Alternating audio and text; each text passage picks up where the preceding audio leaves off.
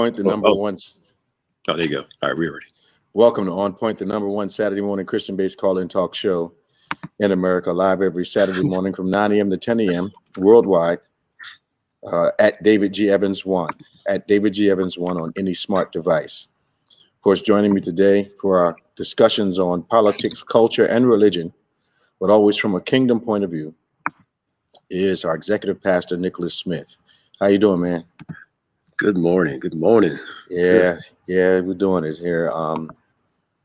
Lot going on. If you want to talk to us this morning, and we hope that you do, but one of the things we want you to do is share with someone, get them on board with the OnPointe family as we continue to approach and shift the perspectives of those who join us each week through conversations based in the Word of God, hopefully led by the Spirit of God, as we come to some conclusions about the world around us and causes us to get closer to that perfect peace that the Lord has promised us in His Word. I am clear that if He didn't want me to have it, He shouldn't have put it in His Word. Yeah. And I believe if He put it in His Word, He wants me to have it. So welcome. 866. Do we have a call in today? We're not calling right, today. No, just comments. Just comments today, not calling in. Yeah. Just comments today. And you all are very good at commenting. So comment as we go along in our discussion, and we will be absolutely thankful that you have joined us this morning. Well, I guess we always start out with politics, since that seems to be a hot topic every day of our lives in the last 5 years, 4.5 years, but also we always want to address culture. Yep. And of course, being a faith-based talk show, we talk about religion. Mm-hmm. I need someone's perspective on why Republicans are telling their constituents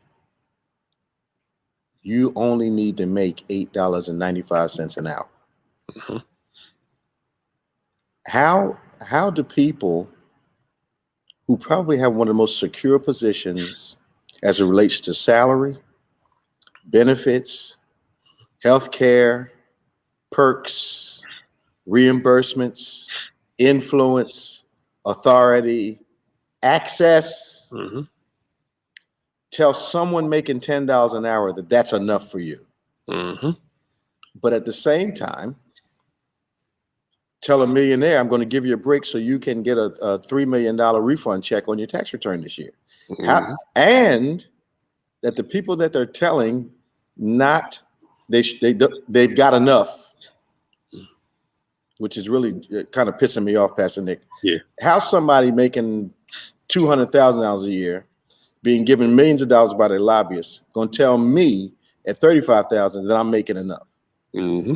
And that if you send me a check for $1,400, I ain't going back to work. If I've been out of work since February and you send me a $1,400 check, Ain't doing nothing. all that's going to do is allow me to get some food on the table. Mm-hmm. It may allow me to get out of rent trouble by 1 month. Yep. Maybe half a mortgage payment. Mm-hmm. But nobody's going to stay home for $1,400. No. They still got that whole thing. Well, I made it. You can make it too. You're not working hard enough. Pull yourself up by your bootstraps kind of mentality. Okay. Go ahead.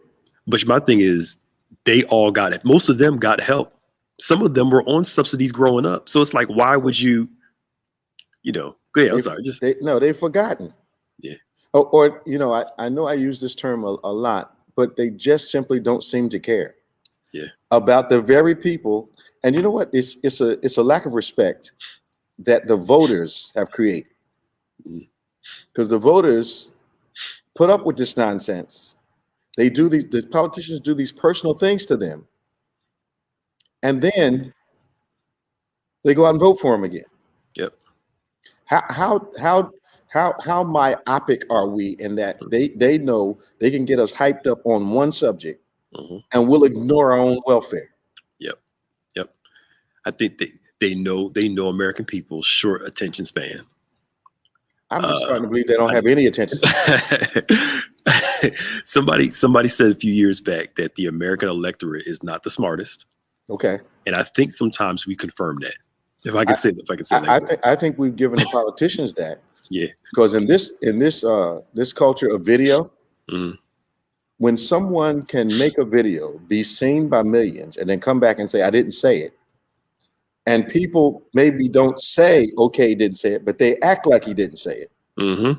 There's an issue. Yep. And I don't think the sexism has changed much. When you really get down to it, it hasn't changed much at all. So you got this lady that was running for the budget office, right? Yes. So they nailing her for 2 or 3 tweets. Yep. But the same people that are nailing her approved of all the stuff our previous president wrote. Yeah. Never said a word about it. Yeah. That's what cracks me up about when Biden called the people in Texas Neanderthals. Yeah, everybody knows what that means. Yeah, and then all of a sudden they're upset about that. But what about all the stuff previous presidents said that was much worse than the Neanderthal comment? Well, here's the thing: you cannot be offended biblically unless an offense of some type exists in you already. Yep. So if I call you a thief, you're not going to be upset. Yeah. But if you've been stealing, that offense already exists in you. So, so they know they're acting unintelligently.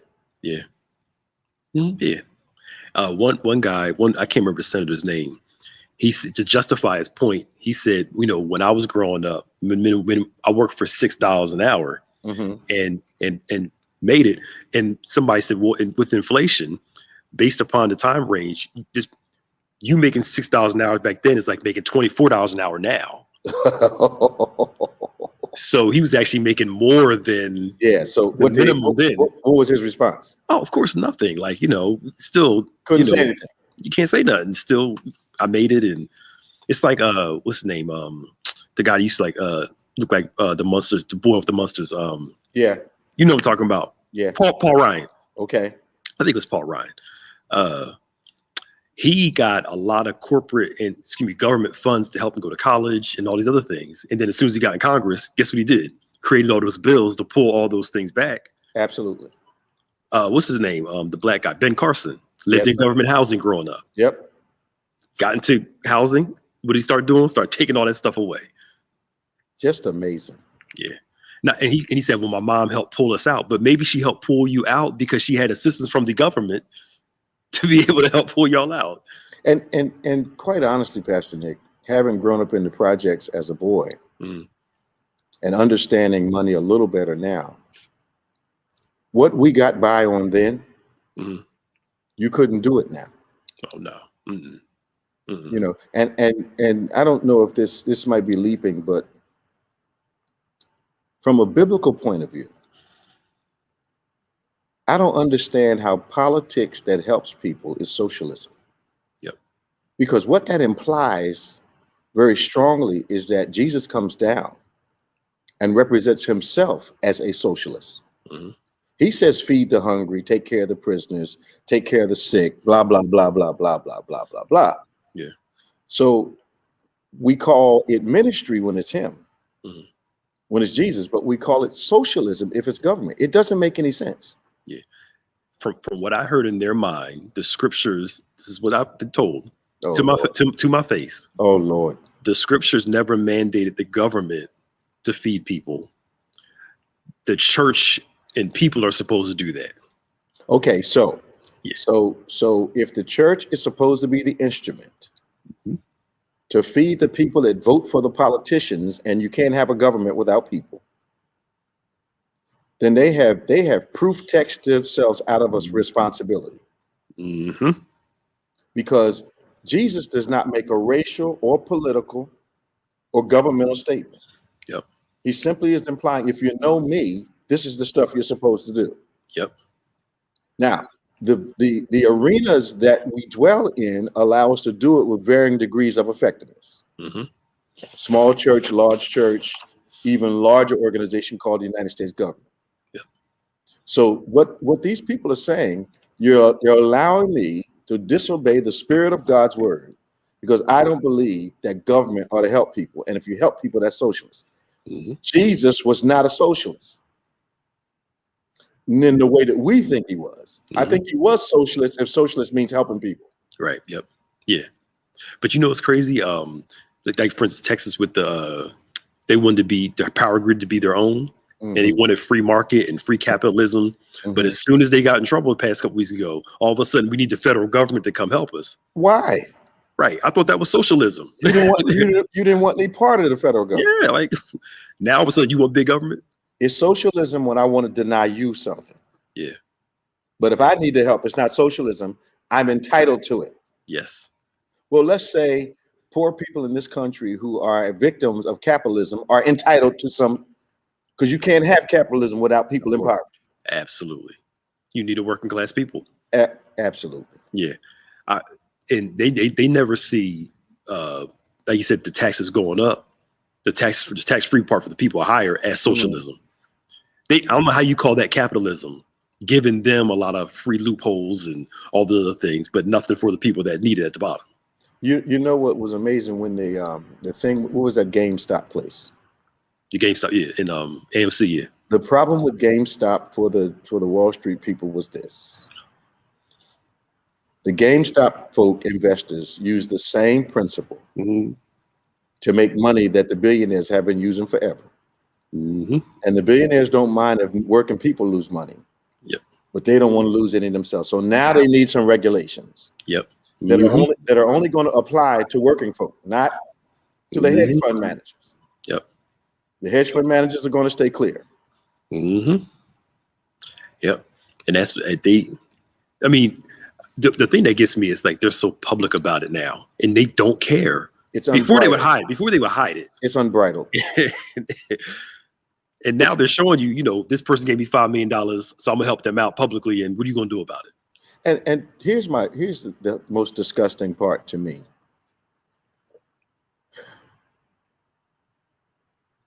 They are denying people assistance in the middle of a plague mm-hmm. to make a point. Yep. Which shows me at the end of the day, if you can stand in the way of your own people getting assistance mm-hmm. in the middle of a plague, continuing unemployment in the middle of a plague, mm-hmm. you don't care about the people that vote for you. Absolutely. Absolutely. And there were 8 Democrats that voted against the minimum wage hike. Mm-hmm. One lady came and did the whole John McCain mm-hmm. thing mm-hmm. from Arizona. Now her thing was, well, let's do it separate from this COVID bill, which usually means there's something in that bill that either they didn't get. So, you know how they are. My thing isn't in there. I'm not going to vote for it. Well, I think the whole Manchin conversation, if that's his last name, I think that Manchin conversation is about him getting what he needs. Mm. I think the deals have to be made. But the other part is that these Democrats that are dissenting are going to have to look their people in the face and say to those people, mm-hmm. I rejected the bill because I didn't like your minimum wage being raised to $15. The reality is that $15 is going to help, Pastor Nick. It's not going to deliver, folks. Right. Thank you. It's not wealth.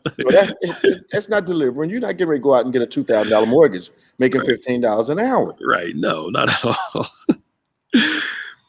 But they continue to people into that lie that everybody can be successful in this country. And it's not successful on a large scale. Let me say that. It's not true. I get it. And if the government thinks, if those people that believe that nonsense that the government should not help folks, so they thought Roosevelt was wrong. Yeah, some people did. Yeah, even though it brought the country back. Yeah, that and the war. Yeah. So soup lines were wrong in their minds. Right. That the government shouldn't be doing all that, or maybe the minimum shouldn't be feeding people. Yeah. Well, I think this: if they want us to do it, mm-hmm. they ought to give us the money to do it. Yeah, and we'll do it. If they theoretically just have an issue with helping folk, but they don't have an issue with with churches helping folk, then they need to give us the money to do it. And I mean on a grand scale. Absolutely. But they don't want to give us that kind of money, not even their own supporters. No, not at all.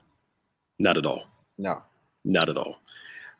I'd much rather be honest and say, look, we just don't want to give you all the money. Because my thing is like this: don't say we don't have the money to do it when you're approving all these packages for missiles. Come on, man. For you know what I'm saying, overseas money to different countries. Come on, man. That's one of my big problems. Yeah, you got $1 billion, $1 trillion for 600 individuals in the country, but you have absolutely no money to help people that are hindered by a mishandling of a pandemic during the last year? Yeah, almost year and a half now. So it's just it bothers me that it seems that their priorities, their brazenness is what's offending me now. Yeah. Yep. Because they're acting like there's no, they're in that chamber and they're acting like there's no television.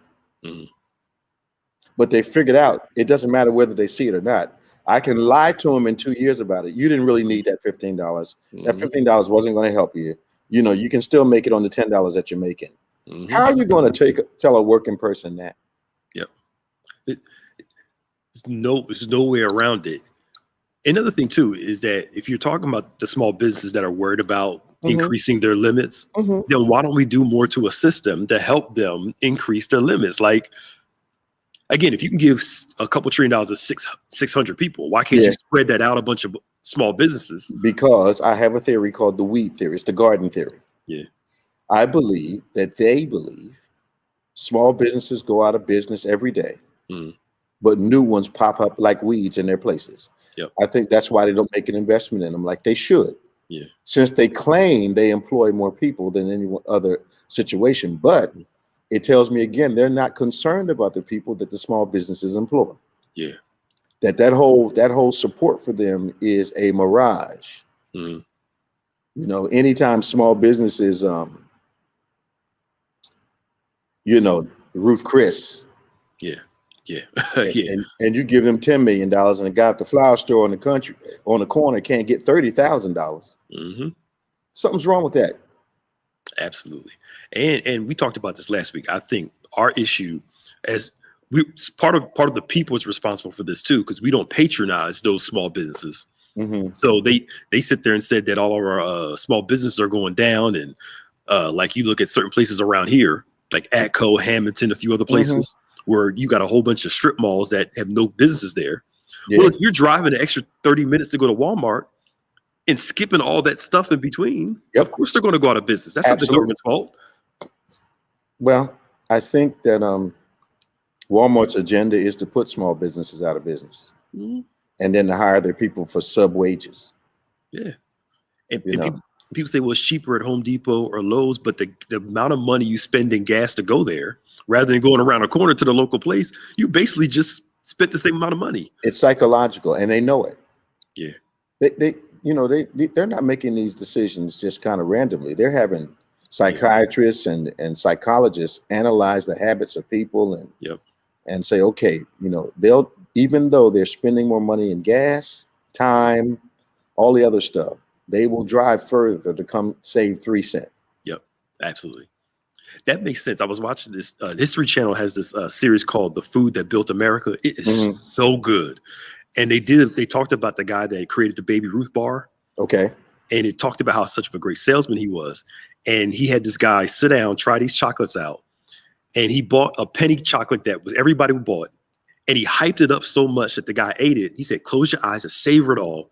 He ate it and said, "This is the best chocolate I ever had." And the guy that made Baby Ruth said, I got that from the store that you buy from normally. And the guy was like, because he realized how people think. If I can get them to change their thought process, I can feed them the trash or the same thing and they'll just go along with it. Yeah, I think, and when I am in the store from time to time, I always pay attention to senior citizens in front of me, just like Ava is remarking in her comments. And there have been, I can't count the times that I've seen somebody struggle. Yeah. And it moves me to do something for them. Yeah. I don't know how you stand still with ability. Yep. And not do what you can do. And that is the same compassion that has become a concept with our government. Yeah. Except if it's people that are wealthy and people and companies that they want to influence. Yeah. That ultimately impact their wealth. Yeah. Mm-hmm. And I'm a capitalist, but I don't like that part of it. No. Yeah, I'm a capitalist now, but I don't like that part of it at all. Yeah. The greed and temptation is too great for people to actually do the right thing. I think for most people, it can be a problem. Yeah. You know, I saw one of our contemporaries this week in trouble because he was overcharging people for certain things, and they found out about it. Okay. You know, you can't tell somebody you're flying first class and then fly coach and then pocket the difference. Right. Yeah. You know, and I know that's happened because there's some people that are never coming back here that tried to do it to us. Okay. You know, tried to get us to pay for. They going from our church to another meeting to another meeting. Yeah. And want us to share the cost of their whole travel. Mm-mm. No, sister. Mm-mm. I pay for you to come here. Right. Yep. And if you ain't going home, you're going to Detroit, I'll pay for you to go there. But I ain't paying for you to go to LA, come back. No. Mm-mm. You don't, and you don't decide how you're going to spread my money out. And the sad part is I believe every word, and I can. Hey, it caused a fallout between us and a couple preachers. I'm sure. It caused a fallout. And my issue is the fallout. So I try to hustle you. I get mad you don't go for it. So I no longer want to talk to you anymore. That how crazy does that sound? That I'm mad at you because you didn't fall for my okie doke, or because they're used to other people they're used to people let them do it. Have you ever met a liar that wasn't offended when you didn't believe him? Yeah, it's true. Okay. Yeah, it's true. Okay. That's true. Well, Thomas Bird said he was a manager with Walmart, and that's definitely their game plan. Yeah. Yep. Yeah. Yeah. And that's their goal. And people fall for it all the time. Yep. Most people don't know that Walmart doesn't own their buildings. They don't own their the land that they're sitting on. Okay. They lease the land for like 75, 85 years. Yeah. I know a guy who has a Dollar General sitting on his property. Wow. Ooh. Good money too. Good money. Locally? Somewhere down south. Yeah, man. Bought property and they lease it from him. I know a guy that has a Burger King, a Pancake House, and one other entity sitting on his parking lot. Mm-hmm. And they all pay handsomely every month. I'm sure they do. Handsomely. I'm sure. So yeah, I don't think they're going to fight this thing tooth and nail no matter what. The $15 wage hike. It doesn't make any sense. Yeah, they're going to fight it. What they're really doing is responding to the pressure of corporate America, who does not want to pay. Watch this. Does not want to pay something even remotely approaching a living wage. Yeah. But yet, I bet you they raise prices in the next year or two, trying to recover whatever they lost during this season. Because I believe Amazon is eating a lot of these standing corporations up. Tearing them up. So the only thing they're going to be able to do is improve their online presence and charge more money. Yep. And I mean, to say, because what's his name? Bezos probably made, easily a couple $1 billion just over this last year alone. Oh yeah. And you mean to tell me, I'm not against him make as much money as he wants to, but y'all can't, as Amazon, pay your workers more? Or get this, or make sure the environment is protected. Yeah, well, that's the other part too, yeah. Because they don't want to do that. What about making sure that people are relatively safe when they work in their plant? Yep. Mm-hmm. Yes, it's just I find it offensive. It is offensive. So all of this has seemed to produce a cultural tension, which is being kind of revealed through music and through relationships and through this racial tension that I can't say that's been revived, but has been uncovered. because I believe politics and culture are connected. Yeah. I think the problem, and you can answer this for me. Sometimes I think historically looking at where we are now, that when faith actually gets disconnected from politics and culture, I think the problems that we have start appearing to be insurmountable. When you're not practicing your faith. Yeah, absolutely. And think you can be a bona fide Christian, but not at work. Mm-hmm. And not have your policies reflect your belief. Yeah. I think the problem is the interpretation of faith. Okay. The faith walk. So this one Southern white preacher made this video, went viral. I can't say the term on here, but in the middle of his message, he was talking about, I don't care if I die COVID, I don't care if I die a heart attack. Basically, we should be able to be open up, be free, do our thing. And he said, all of you guys that are, I'll show you the video.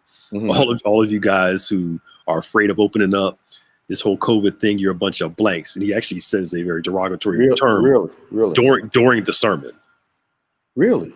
Yes. And he said, y'all can post this, show it out there. That's the only word I can come up with. Since it's on there, who is it? His name is Keith Craft. Do I know him? I don't think you know who he is. I just found out who he was this week. But that mindset of, God called, his premise was, and you're hearing this, we're the sons of God. We're not supposed to be afraid. We're supposed to live in our freedoms. We're supposed to take dominion, have authority. They took this whole dominion message and made it absolutely ludicrous. It's stupid. Ludicrous. Because here's what's happening. What does he say to one family who suffers illness or death? What does he say? They go back to, well, it must have been God's will then.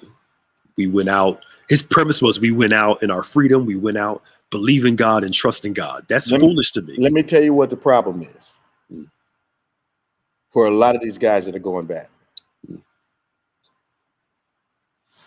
They might have closed the churches, but they didn't close the mortgage companies. Mm-hmm. That mortgage came. And there was an unpreparedness, I believe, that was pervasive. Mm-hmm. Anytime 90% of African-American churches didn't have online giving, maybe 70, 80% of them didn't have an online presence because there was the internet, the devil was out there for a long time. Mm-hmm. So when it hit, some of them had to start over and some of them still have not. Yep. I was talking to pastors in, started February. I was talking to pastors in June and July who were only doing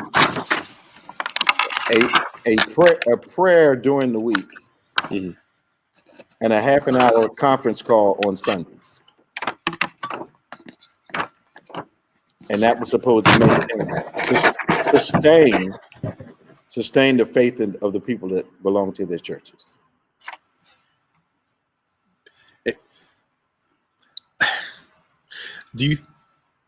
I know some people were thinking that, actually too, let me take this back.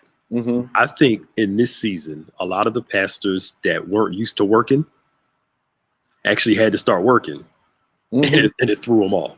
Yep. I hate to say it like that. Yep. It just completely threw them off. Yep. They had to do more than just preach on Sunday and Wednesday or whatever. Yeah. I think the dilemma of trying to decide whether to go back to work would make some guys, and I'm going to step out here, who are not called, succumb to the pressure to put the sheep they're supposed to be guarding in danger. Yeah. And it doesn't make sense when Jesus talks about, the Bible talks about us obeying those that have rule over us and adhering to government authority. It's in the Bible. You can't deny it. And then say it's a lack of faith if you obey those governmental rules. Yeah. Well, that's selective now. During Trump's term, Romans 13:1, obeying government was scripture. But now that he's gone, it's not scripture anymore. It's not valid anymore. Yeah. Okay. It ain't valid no more. It's only valid when it's something they want. That's the amazing. Amazing. Yep.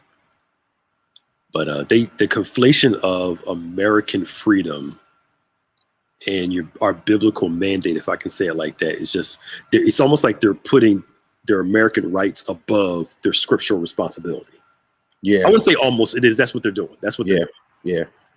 I think Pat brings up a point, but Pat, that is not their corporate goal. Their corporate goal is that they save untold millions of dollars not buying land. And if you will, renting the right to build on someone else's land. So they can take the millions of dollars that it would have taken to build a store. And as you notice, they've become larger and larger as the years have passed, and gas stations are outside and all other kinds of things. They can take that money, those millions. It probably takes what, $20-30 million to build one of those stores. I would say 20 conservatively. And imagine if you just took what you would have, took the money you would have used to build a store and invested that 20 million like they do. And you've done that thousands of times around the world. That's why they're the environment. They're the air that retail breathes. Yeah. And I think that sometimes I think there's a myth. I don't know any pastors, and I don't know them all. I don't know any pastors that don't do outreach. I don't know any. I mean, aggressive outreach. Yeah. Okay. Now that might have been true back in the day, where in the civil rights movement, there had to be more of a self-contained model. But I think once especially African American church got involved in politics, that forced that caused them to be adopted by the outside. But I also think that now, all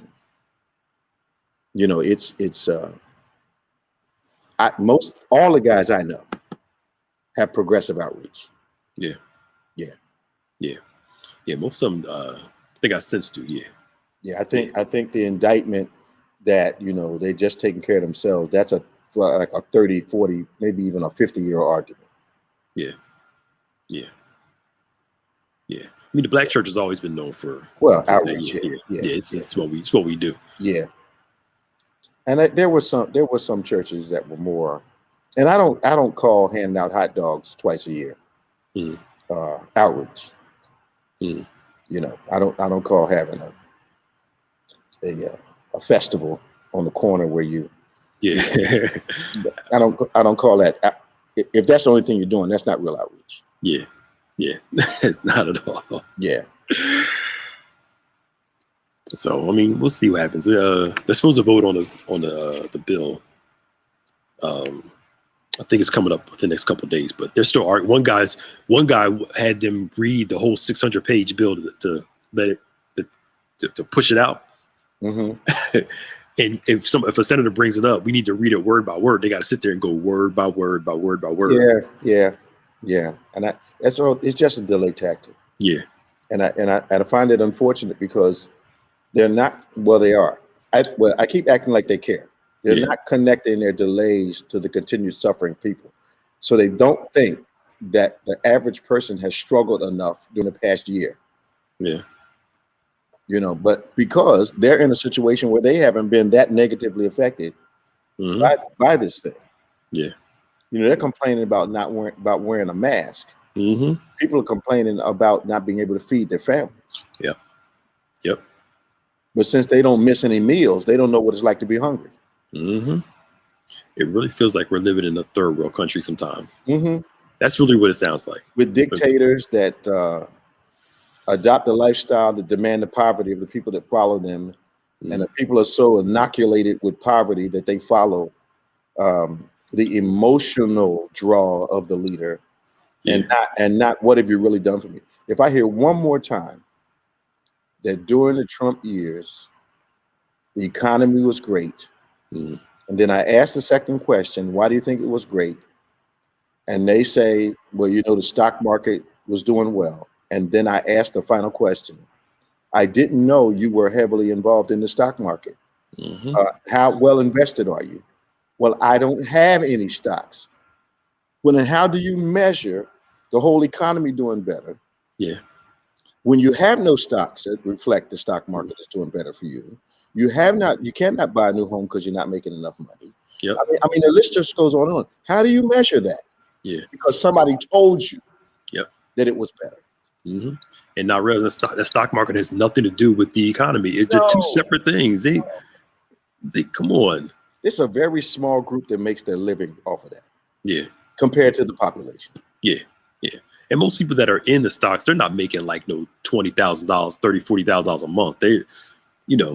You making $500 to maybe $3,000, $4,000 a month if you're doing it well. Mm-hmm. But the average American is not, even if they're in it, is not making crazy money in stocks. Like, come on. Yeah. If you say you're in the stock market because your retirement vehicle has stocks mixed in with the bonds and whatever else you got going on, and your money goes up, $6 in 1 month. That's not going to cause you to have a party and move out of your neighborhood and buy a new car. Right. Not at all. Come on, man. Come on. Yeah. Exactly. I mean, from what I understand, you got to have a lot of money in it to make a lot of money from it, right? Absolutely. And I think a lot of times what we hope is that there were a few people in the past that caught hold of a stock, bought it for little or nothing, bought it at the right time, and it exploded. Yeah. And they got out before it started to come back down. Okay. But that's not a lot of people. Yeah. No, not at all. Mm-mm. Not at all. Not at all. So we'll see. So what are the people of faith doing right now? How do you think they're handling the fatigue of the pandemic? And here's my question. Sure, good. I would like for those people that are with us this morning to tell us how they've gotten closer to God during the pandemic. If they've gotten, and how. If you've gotten closer to God, and how you verify that you've gotten closer to God during the pandemic. Yeah. I'd like to see people start commenting on that. Yeah. Because I'm not sure that rather than the Bible calls the tongue an unruly member. Mm-hmm. I think that has gone crazy in the last 10 years. It's not just unruly, it's riotous. Yeah, it is. And social media is exacerbated with, now you can, I say social media is great because it gives people a voice, but it's also horrible because it gives people a voice too.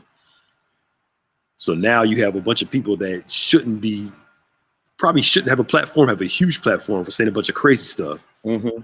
and having a whole group of people supporting that foolishness. Mm-hmm. But it's almost like an OK Corral now. Okay.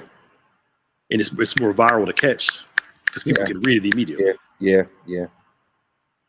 But then I'm always amazed at the credibility that a lot of people give social media. Mm-hmm. They don't even know the source half the time, and they're believing what these people are saying. Just because somebody said it. So is that belief attached to a desire for something internally to be satisfied? So if I latch on to an untruth, say QAnon, I latch onto something. Yeah. Is that because it speaks to something within me? Absolutely. Yep. I want to believe it. Like they said Trump was going to be president March 4th. Okay. The QAnon people did. And then there are a bunch of people that went to the Capitol waiting for this inauguration to happen because they want him to be president again so bad. Did they really go? They traveled to DC and were outside the Capitol waiting for some inauguration to happen. So what did they say? Or then they moved the goalpost to the 6th. Yeah, it keeps moving. That's a shame. So we got a prayer and study life, reading Psalms 91. Ava's not spazzing out, so she's getting closer to God. Good. Yeah, Sid has a Bible reading streak on a Bible app. Okay. Yeah. Yeah. Because it really is that time for it. Mm. Because coming out of it, we're going to come out of like a wilderness into a opportunity. Yeah. And we've got to, which is a season. And Mhm. we've got to be ready to function. But it's going to take a stronger relationship with God to get there. Yeah. Our prayer lives, our stewardship, those things are going to have to be biblical. Yeah. You know, our desire to work in the kingdom out of our local church, that's going to have to be present. Mhm. Coming out, because we're going to have to come out. I remember back in the day, my grandmother used to saying, "How did you feel when you came running out of the wilderness?" Yeah. You know, I felt like shouting. I felt like praising the Lord, you know, that kind of thing. Felt like praying. I think that I think we're being positioned. Those of us that understand how God works somewhat is that this time is preparation. It's not isolation like we're processing it. It's preparation. Yeah. You know, it's almost like an Abraham thing where he says, Abraham believed God and set out for a city built whose builder and maker was God. Yeah. He hadn't seen it, but he knew it was there because God said it was. Yeah. And he expected his feet to be guided by God to that place. Yeah. Yeah. Mm-hmm. Yeah. Got stronger prayer life down here. Yeah. Biblical teaching. Yep. Starting to study the Bible, not just read it. Okay. Volunteering at food banks. Yeah. Because Good. then if we're not transformed during this season, something we missed something. Oh, yeah, we totally missed something. I'm about to throw something out to the shepherds at the next meeting that I think is going to cause a little consternation. I think when New Year's comes along, that God is looking for those of us that lead churches to show the next step in the vision for the ministry. Okay. But I think when the pastor's anniversary comes along, it's up to the man or woman of God to ask God, how do they develop to the next dimension of excellence? Okay. You know, how I think there's been an incongruity. If God is doing something in the church and I'm the leader, I need to stay ahead of the church. Yeah. But if the anniversary is just about a celebration and not about a vision casting for, okay, what do I have to do to be ready for what God has shown me is going to happen? Yeah. I think the integrity of the date is missed. Absolutely. Absolutely. Because I don't think you should celebrate regression. Yeah. But I was going to say something. I guess it depends on your perspective. If you are pastoring for your people, or if you're pastoring for a different reason, you know, your day is different. Some people say importance of intercession, focusing on the inner walk, studying and praying, seeing God in more things. That's good. Yeah. Yeah. A lot of people are going to be in this one right here. What's that? Oh, yeah. Oh, yeah, Chris. Yeah. AZ, that's right. I hear it all the time. I can't wait till we get back. And a lot of that is from people that didn't come much, Pastor Nick. Yeah. Yeah. But I don't know why something has to be taken away from us for us to believe that it's precious. Yep. Unfortunately. See, oops. So I became closer to God by praying and reading the word and asking for prayer. Lost my second job, increased my giving. Now I'm reaping the benefits. Wow. That's good. That's how God works. Yeah. Ava says she hears more word now in the house than when I was out. Well, that's because you listen to us all the time, Ava. Yeah. Ain't bragging, just fact. Right. Yeah. But if something's got to grow and transform through this season. It's If it doesn't, you miss Yeah, one of the purposes of it, not the Yeah. whole purpose, but one Yeah. of the purposes of it. Yeah, it's yeah, absolutely. So anybody else? I told y'all before, I stopped asking God when was it going to end after he told me to mind my business. Yeah. It's just this is played. One day I'm praying, Lord, when's this thing go in? Yeah. I need you to mind your business, right? So I was like, Right. okay. Yeah. Like it was like he telling Job, who are you? In other words, Yeah. mind your business. Mind your business. Yeah. Yeah. Because this may turn into, what do they call it? Turn from an epidemic to an endemic. Yeah. Where they feel like it's going to be with us for a long time, but just not be as strong and as, Well, I dangerous. would hope, but, and I'm not trying to be too strong, but I think I need to make an emphasis. Okay. I hoped that people like Texas and Alabama and Mississippi and Montana and Iowa, who have seen just a glimpse of daylight, Mm-hmm. and who are still trying to impress an administration that is passed. How do you correlate people dying in your state to success as a governor? Mm-hmm. And how do you explain that as a governor? Well, I thought the guy in Florida should have been impeached as governor. Mm-hmm. If this thing goes through, he might just be. Okay. Because to the Texas guy, the Texas governor, this is what he said, and I quote, this is what tweet he put out. Okay. So after he opened up Texas, he said that the Biden administration needs to get cracked down hard on immigration because all these Mexicans are crossing over the border and bringing COVID with them. Okay. So now he's blaming the numbers of COVID on Mexicans coming over when they ain't got nothing to do with that. But again, when in doubt, blame black and brown people. Yeah. To justify a point. It doesn't make any sense. COVID is crazy in Texas because they act, literally people that go there say they act like it's just not even going on.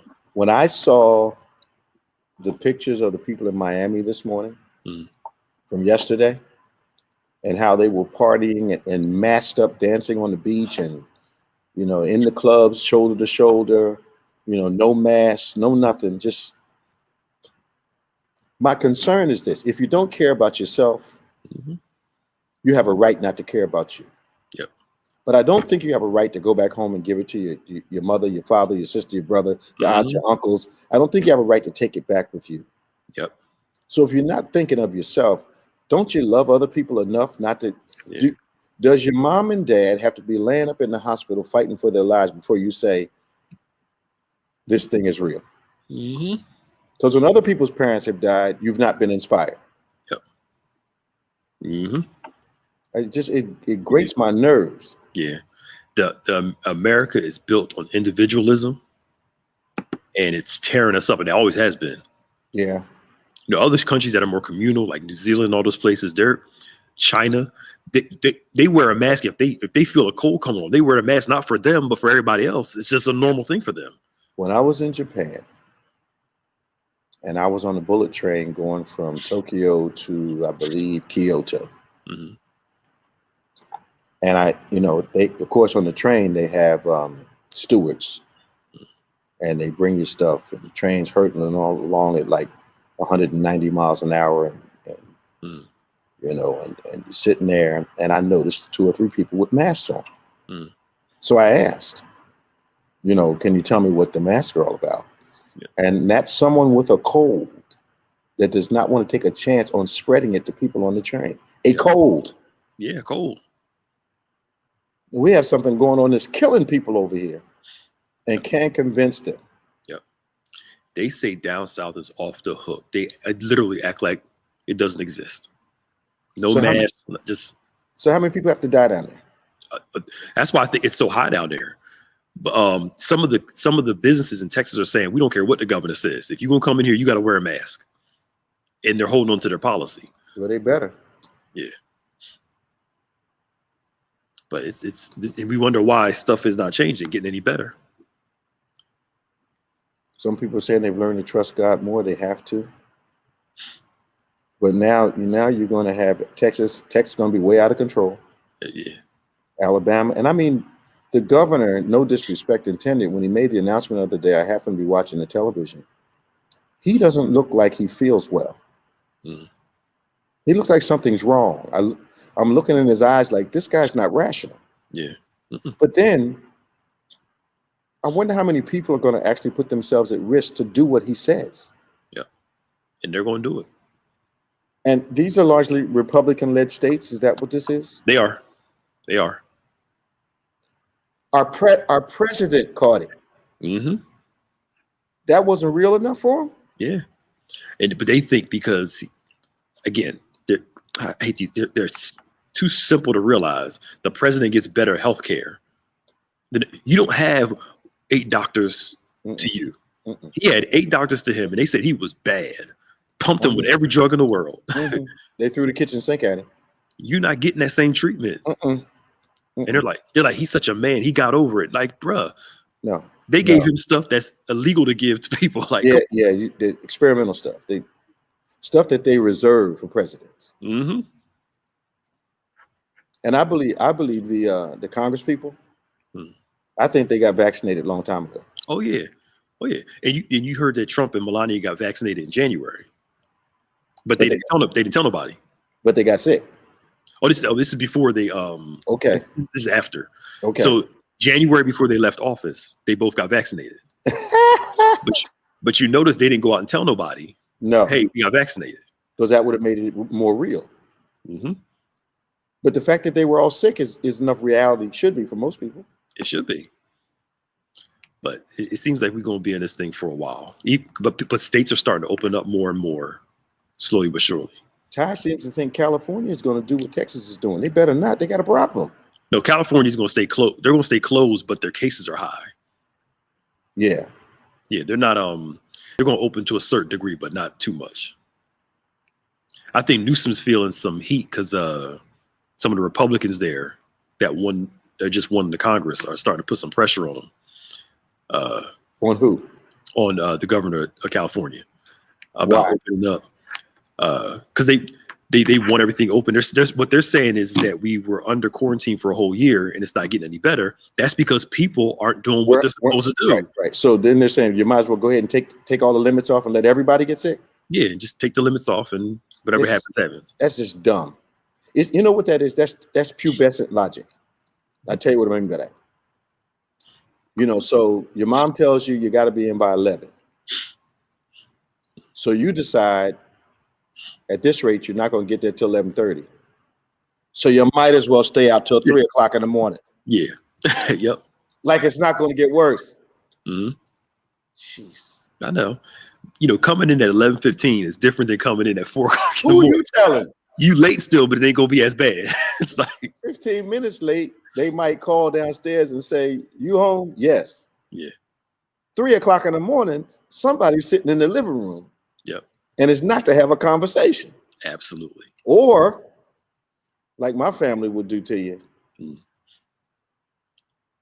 your key wouldn't work. Yep. You lock that door. Nah, staying key out. would work. Put that deadbolt on. That was it. Mm-hmm. Yep. and you got a dilemma because if you're not, yep, that means you got to wake everybody up. That's worse. Yep. Absolutely. If you don't knock and get in, you're still in trouble. Yep. You gonna break in my house? Oh, buddy. That's everything. But this would be something. Yeah, so I know California's opening up like outdoor dining, and like you said, some of Disney World, but places like Texas and all of them, they're full on open. Like I think New Jersey's making a mistake because I saw some statistics the other day that gyms were the #1 place now where it is where infections are high. Absolutely. And that has always made sense to me, but people that go to gyms have kind of rationalized that, it's only in the air and I got a mask on. No, you got people's bodies touching the machines and nobody's, and you're breathing. So it's like 6 different ways you can get exposed in the gym. Absolutely. Yeah. And then even the masks aren't 100%. And now everybody wears a mask in there. Look, I see some people, they go to the gym. I stay away from them. I just Yes, sir. wait from a distance. Yes, sir. I'll wait from a distance. I just think it's a numbers game, Pastor Nick. It is. I think it's a numbers game because you can't control who you're around is around. Yeah. It's numbers. You can't control it. So you got to keep it. You know, we've been really over the top about minimizing our circle. Yeah. But I think you have to be. Absolutely. You have to. Look, y'all, it's starting to get warm outside. Y'all start walking when it starts getting warmer outside. Like I'm just not going back. People ask me, I'm not going back to the gym. I'll walk outside. I'll do some stuff in the house. My trainer knows not to even call me. Yeah. I'm not going back up in the gym. Nope. Too many careless people. Yeah. Too many folk that think, you know, I'm going to do what I want to do. Mm-hmm. No. Yeah, and gyms were dirty before COVID, so you know, Absolutely, you know, they ain't doing that. Absolutely. Wow, it's 10 o'clock already. Yeah, it went fast. Don't forget to join us. We got Emerge tonight at 6. Tomorrow, 8 o'clock service. We got 9:45 starts our Engage time. Discussion at 10. Of course, Engage live time right after. And don't forget, if you join the church from the past couple months, we have our orientation tomorrow at 5 o'clock before communion. Bishop will be hosting it. If you need a link to the Zoom for the orientation tomorrow, email social@gotobethany.com. Again, that's social@gotobethany.com. And we can get the link to you at 5 o'clock tomorrow. Communion is at 6, of course. And yeah. Look forward to seeing you. Yeah. Those of you that are coming to the orientation at 5 tomorrow. Yep. Look forward to the time we spend together before the communion celebration. Yep. At 6 o'clock. So that's it's always a good time. Yep. Oh, and don't forget we're in our intercession challenge. That's right. Every day is a day to intercede for somebody else. That's right. That's right. Yeah. So if you haven't gotten a calendar, it's on our website. It's on all our social media pages. Download it. Let's intercede and watch God do some great things. Absolutely. Yeah. Well, thanks for joining us. Yep. This has been On Point, the #1 Saturday morning Christian-based call-in talk show in America. Yep. Live at David G. Evans 1 every Saturday morning from 9 a.m. to 10 a.m. Please tell somebody about us and join us. Ask you to also join us on Facebook. Follow us on Facebook. And you can get at David G. Evans 1 or Bishop David G. Evans. Follow us on YouTube and subscribe. We have some great content we're continually producing. Yeah. Keep your faith strong. Grow your wisdom. Improve your ability not only to handle your present, but get ready for your future. So yeah, we look forward to talking to you real soon. And remember, faith acts like a thing is so, even when it's not so, that it might be so. God bless you. And we'll see you next time.